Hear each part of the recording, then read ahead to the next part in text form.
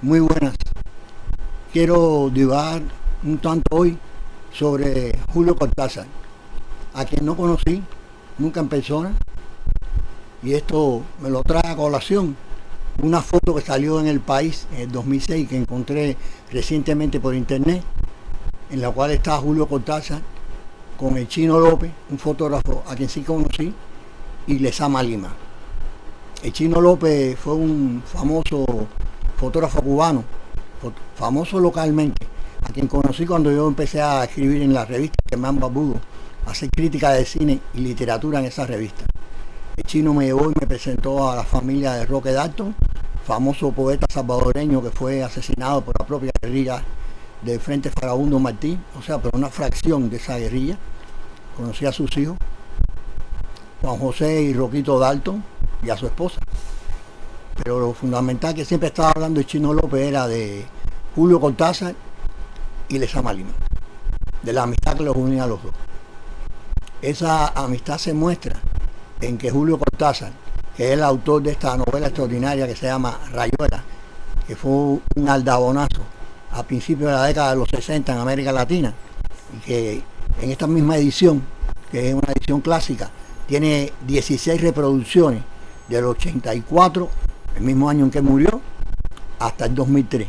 En este momento tiene más de 30 reproducciones en esta editorial, simplemente eso, a margen de sus ediciones en Cuba, en Argentina, por supuesto, que era su país natal, y la gran influencia que ha tenido sus traducciones al inglés, al alemán, etc. Sobre todo al francés, que era su otra lengua, la segunda lengua de Julio Cortázar.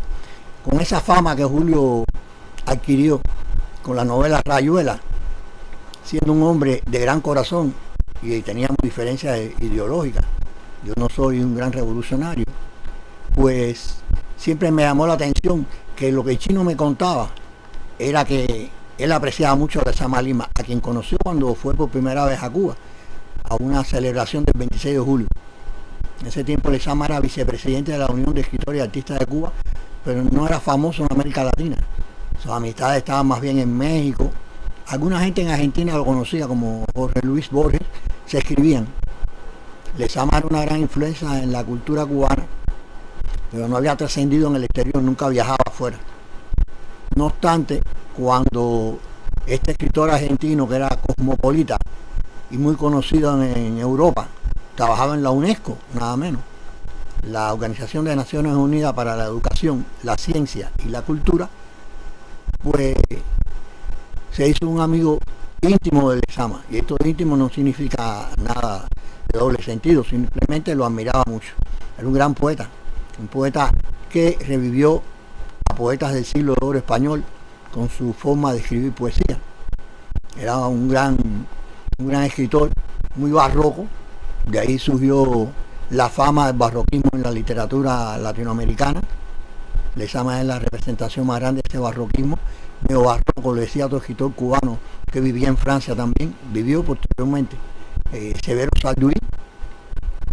Y el conceptismo de Lezama y su forma de utilizar la poesía lo habían hecho ya muy famoso, con muchos detractores entre los escritores más realistas y más revolucionarios.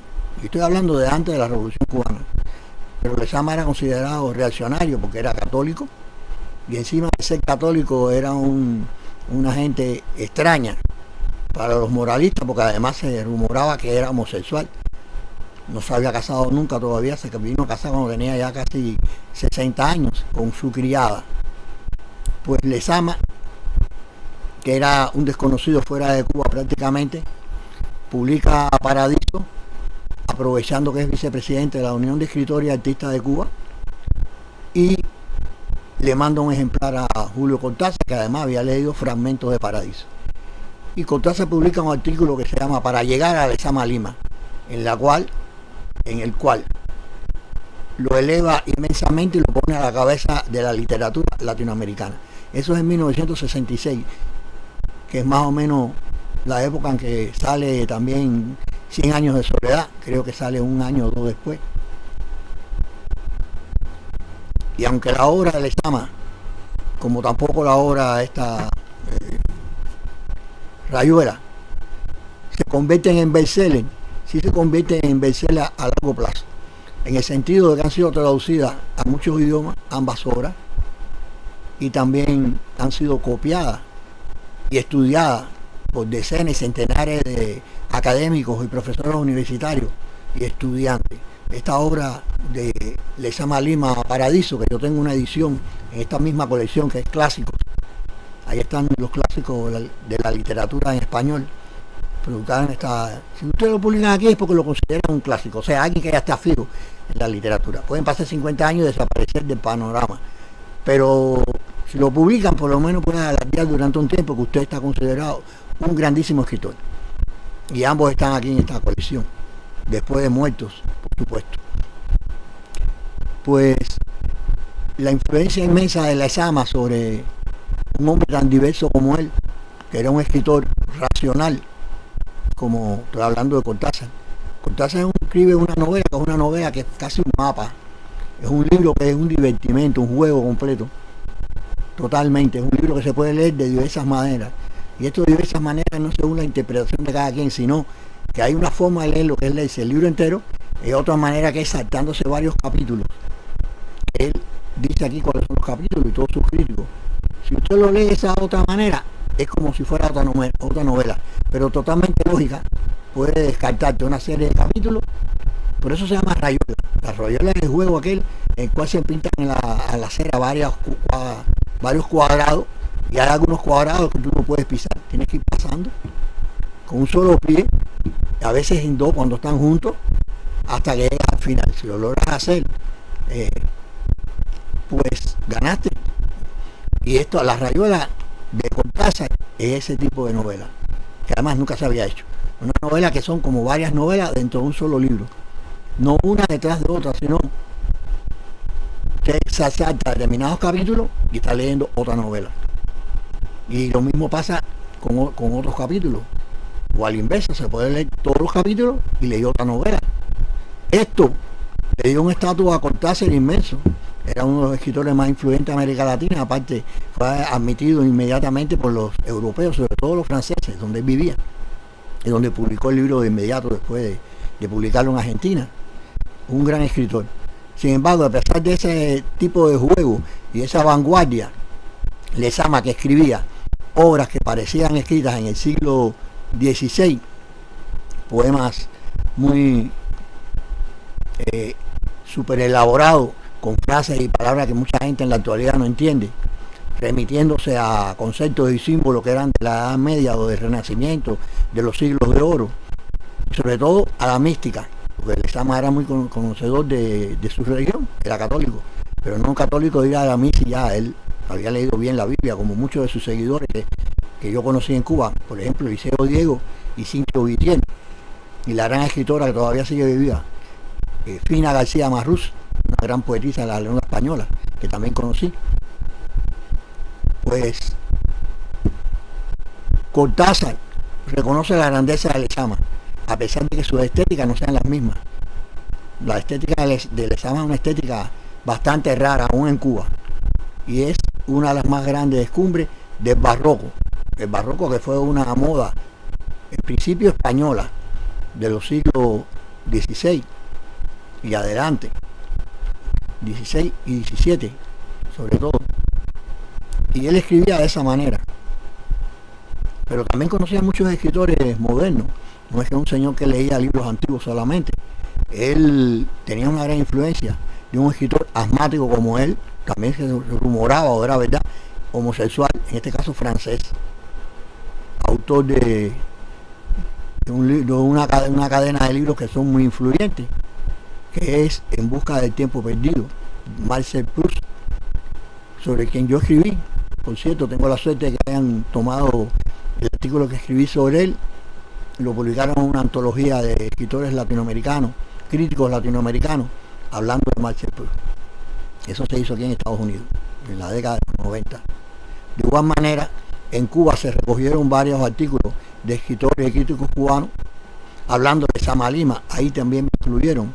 Eso fue una edición especial que se hizo a la revista Revolución y Cultura del Ministerio de Cultura de Cuba, por los 100 años del nacimiento de Lezama.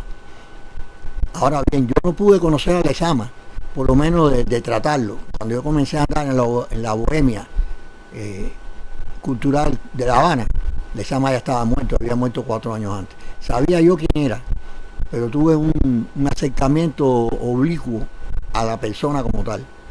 Yo trabajaba en un taller, era obrero, y ahí conocí a una persona que se llamaba Lázaro, que comenzó a trabajar conmigo, y él me invitó a su casa, y cuando íbamos en dirección a su casa, trabajábamos, digamos, a unas 20, menos de 20, unas 15 cuadras de la casa de Lázaro. Me lleva, y Lázaro vivía en el 160 de Trocadero, la calle Trocadero. Y eso a mí me llamó la atención, porque esa era una dirección muy famosa. Era la casa de Lezama Lima. Lezama vivía en un apartamento y Lázaro vivía en el apartamento del frente. Los ambos ahí en la calle, al primer piso de ese edificio. Y él me decía, frente a mi casa vive un escritor muy famoso que le dicen Joseito. Póngase usted que iba a pensar yo en un Joseito, pensé que Joseito era alguien, un cantante de música popular o un compositor. Me vino a la mente Joseito Fernández, el autor de La Guantanamera. Pero dije, no, él vive en los sitios, no vive allí. Nunca se me ocurrió que ese escritor famoso era Lezama Lima. Lo vi salir de la casa con un traje, siempre andaba de traje, con un sello que llevaba aquí que significaba que era abogado, con una pequeña jabita, o sea, una bolsa, para ir a comprar algo, carne, algo. Eso es en la década de, precisamente de los 70, 3 o 4 años antes de que él muriera. Y nunca me di cuenta que era José Lezama Lima. Así que no tengo relatos de primera mano sobre Lezama. Sí los tengo a través de, ya digo, de Cintio Vitier y Eliseo Diego, que fueron sus discípulos, que los conocí más tarde en la década de los 80, en la casa de Eliseo Diego en El Vedado. De igual manera a través de Chino López, que es este fotógrafo, que también era un fotógrafo preferido de Guillermo Cabrera Infante. Me hizo muchos cuentos sobre ellos, o sea, historias, anécdotas sobre ellos y chistes también. Y Lezama vivía relativamente cerca de mi casa, y vivía en la Habana Antigua, en la calle Habana, y él vivía en esto que es en Trocadero, cruzando el Paseo del Prado, que es una réplica del Paseo del Prado de Madrid, que hay en La Habana, que termina donde comienza la bahía o comienza el mar abierto, o sea, la boca de la bahía, precisamente ahí frente por frente termina ese paseo, que tiene unas 10 cuadras de largo. Lezama vivía por allí, en el barrio de las prostitutas, el más famoso barrio de prostitutas de La Habana. Era lo que se había convertido la zona de Lezama, de ser una zona residencial. Cuando él nació, que vivían gente relativamente importante, y grandes plantadores de caña y hacendados, como decían en Cuba, terratenientes e industriales. La gente se había movido, pero la familia Lezama perdió poder adquisitivo con la muerte de su padre, que era el jefe de Estado Mayor del ejército cubano, y tuvieron que quedarse en esa casa cuando toda esa zona alrededor se convirtieron en lupanares, prostíbulos. Y ahí venían los marinos americanos y también los cubanos de la zona y de zonas aledañas a contratar prostitutas. Entonces en todas estas casas tenían que poner un cartel que decía: no moleste, esta es una casa de personas decentes, para que no nos tocaran la puerta, porque los borrachos tocaban y yo, no, este barrio es de Meretrice, vamos a llamar aquí a... Ahí sí tuvo que vivir Lezama durante años en esa casa, hasta que se graduó de abogado y se convirtió en un escritor importante, viviendo allí, y allí murió también, en esa casa. Y lo que quería hacer resaltar es esa amistad tan grande entre un revolucionario, al cual le decían los otros revolucionarios, en este caso cubanos, que Lezama era una lacra por sus supuestos gustos sexuales y porque era católico, que eso era una cosa desfasada totalmente, que eso no tenía por qué ser, y menos una persona que tenía tanta cultura. Y lo apartaron totalmente de la vida cultural cubana. La gente tenía que ir a ver a Lezama a su casa. Se convirtió en un lugar que iban a verlo. Los extranjeros llegaban y iban a ver a Lezama a su casa. Desgraciadamente yo, por ese mismo barniz de misterio que rodeaba a Lezama, empecé a visitar una casa frente por frente a la de él, con un apartamento, y nunca se me ocurrió que aquel señor podía ser José Lezama Lima, porque ya se había dado el gran escándalo con Paradiso en Cuba, su novela, y yo sabía que era un gran escritor, una gente que lo comparaban con el otro gran novelista cubano eh, en Cuba, dentro de Cuba, que era Alejo Carpentier. Estaban al mismo nivel, a pesar de que Carpentier era un viajero impenitente, se pasaba la vida en el exterior, sobre todo porque era diplomático del gobierno. Lezama no era nada de un señor retirado. Después de haber sido vicepresidente de la Unión, lo destituyeron alrededor de 1970 y murió en el 76 a los 66 años. Murió 8 años antes que su amigo Julio Cortázar, que muchas veces, como se dice, le mató el hambre, como llegaba con dólares, con francos, a Cuba, compraba comida en tiendas especiales o en restaurantes especiales e invitaba a comer a Lezama. Decía que le encantaba ver comer a Lezama, que era un gran comilón. Y un gran conversador también, algo que no hacen la gente que hoy dice que son escritores. Y también un gran conocedor de la gramática, un gran conocedor de la literatura española y de la métrica española, gran conocedor. Podía escribir cualquier tipo de forma poética, de las más controladas, de las más severas. Él podía escribir eso tranquilamente, como si fuera un español de hace 300, 400 años, los grandes escritores españoles.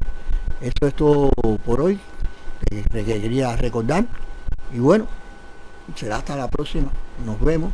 Y si les interesa alguna de las tonterías de que yo hablo, pues denle un like a mi página y por favor inscríbase en la página, regístrese allí.